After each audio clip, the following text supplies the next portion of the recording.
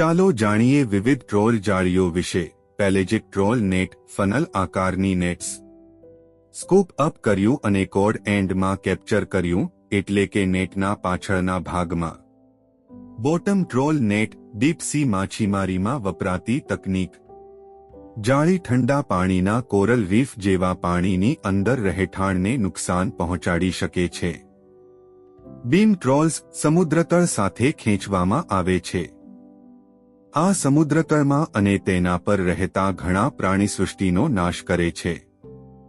લાંબી લાઈનો, dolphin, shark, કાચબા અને દરિયાઈ પક્ષીઓ હુક્સ પર ફસાઈ જાય છે. પર્સ સીન માછલીઓની મોટી શાખાઓને પકડવામાં તેની કાર્યક્ષમતા માટે અલગ છે.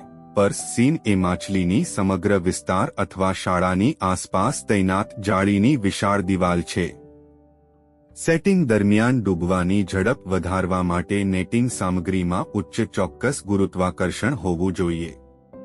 માછલીના મોટા શોલ્સનો પીછો કરવા અને તેને ખેંચવા માટે સામગ્રીને તાકાતની જરૂર છે.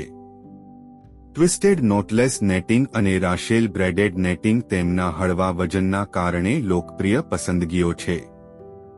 આ સામગ્રીઓ નેટને ઝડપથી ડૂબી જવા દે છે અને નેટની બલ્કનેસ ઘટાડે છે, જેનાથી હેન્ડલિંગ સરળ બને છે. નોટલેસ નેટિંગની પ્રારંભિક અપીલ હોવા છતાં તાજેતરના સમયમાં ગૂંથેલી વેબિંગ પસંદગીની પસંદગી તરીકે ઉભરી આવી છે.